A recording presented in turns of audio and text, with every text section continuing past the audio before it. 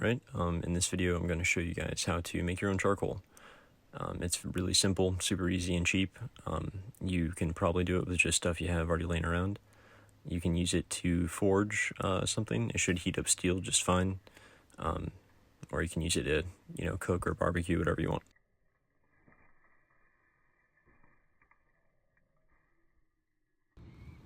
Alright, so here's everything you'll need. You'll need a fire. You'll need an empty old paint can. You'll need some gloves, some type of pliers or tools to handle the paint can when it's hot, and the wood that you would like to turn into charcoal. It's best that you use bigger chunks than what I have right there, but that's what I'm using. So you will want the fire to kind of, die down a little bit. Make it so there's a flat surface for you to set this can on. While that's happening, you can prepare the can by taking just a nail and poking, 4, 5, 6 holes through the middle. None of this needs to be precise or exact at all. You just need to make sure there's a few holes in the top, and I will explain in a moment why.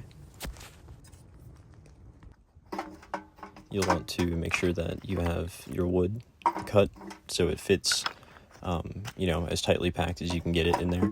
You want to have as little space left over as possible. Is because you're trying to create an anaerobic environment for the wood. You want to get it up to a temperature that would normally make it, catch on fire, but you don't want the presence of oxygen, so you don't want it to actually burn. And there's a lot of different vapors and things that are let off from wood once it's heated up like this, and that has to be able to vent out, or else if you totally seal it off, it can blow up because all those vapors are extremely flammable, as you'll see in a moment.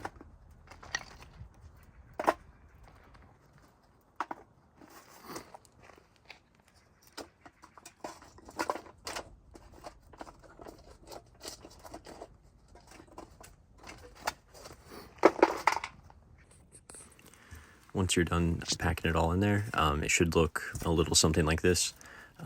Preferably you would have a little bit less room on the top there than what I have, but I mean, it's fine. It's not a huge deal. So then you just want to put the lid on like so. Make sure it's sealed, really make sure.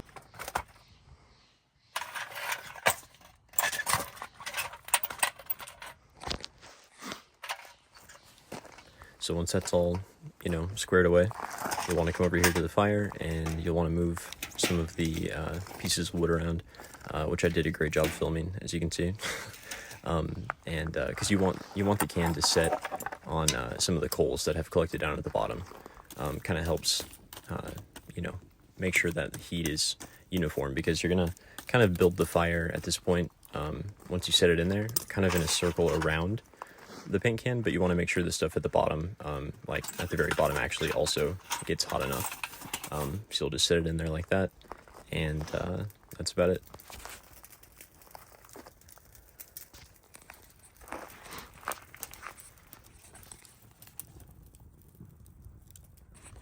After it's been sitting there for a handful of minutes, you should be able to notice a bunch of this vapor coming up off of the paint can.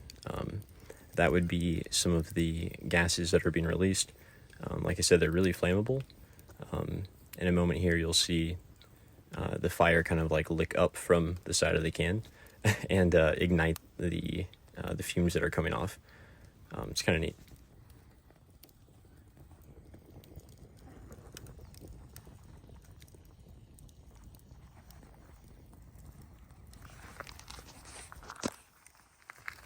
At this point, you might want to start to build the fire up a little bit along the sides.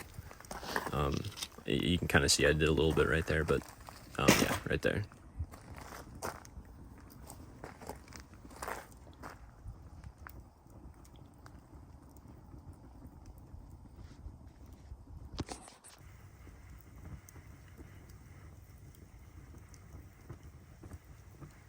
Right here, you can kind of see it's really starting to take off now. Just kind of neat looking. There's you can kind of see it puffing. It'll start to ignite a little bit because the fire along the side is reaching that vapor that's coming off, which is why it's really important to, because like there's a lot that's being produced, as you can see, and so that's why it's really important to make sure you have those holes. But because the gases are expanding inside the can, it's forcing that all out the top, which isn't really allowing oxygen back inside, at least not enough for it to actually burn the wood that's inside. So now you will notice around the holes that you've punched, there will be some buildup of some tar from the wood debris basically that's getting forced through there, some of the oils and stuff.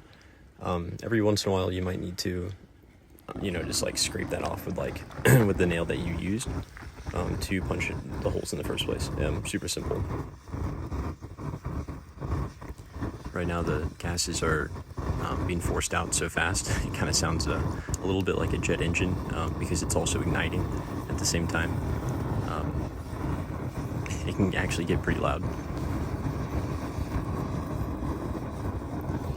You can actually see right here that's just a jet of flame right there that's coming out the top. It's kind of cool. You don't have to worry about that too much. It's not actually going back inside the can and catching the wood on fire.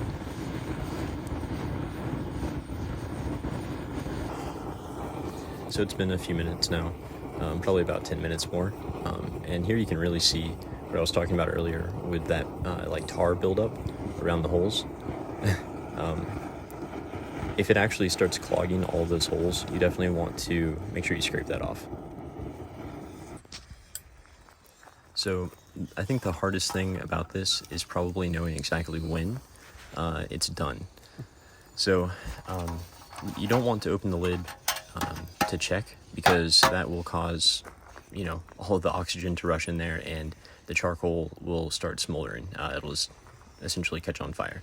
And you don't want that, obviously. So what you're really looking for is kind of for there just to be as little as possible to none of the that vapor and stuff coming off like that. I am just kind of taking it out for a moment because I think that lid was just starting to come loose for a second. So I just needed to make sure I fix that up. Alright, so just pulled some out and let's have a look. Looks pretty good to me. Very good.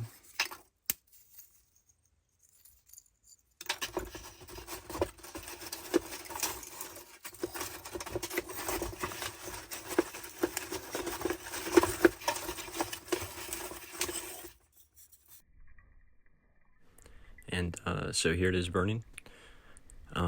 It works pretty good. I have a little steel sort of knife that I've been kind of messing around with, and this charcoal got that up to forging temperature, no problem. Maybe a minute, 45 seconds or so in there with me fanning it, like not even really using an honest like bellows, which would be more effective. But well, thanks for watching, and I will have some more videos coming out, hopefully once a week. That's what I'm kind of aiming for. So, yep, have a good one.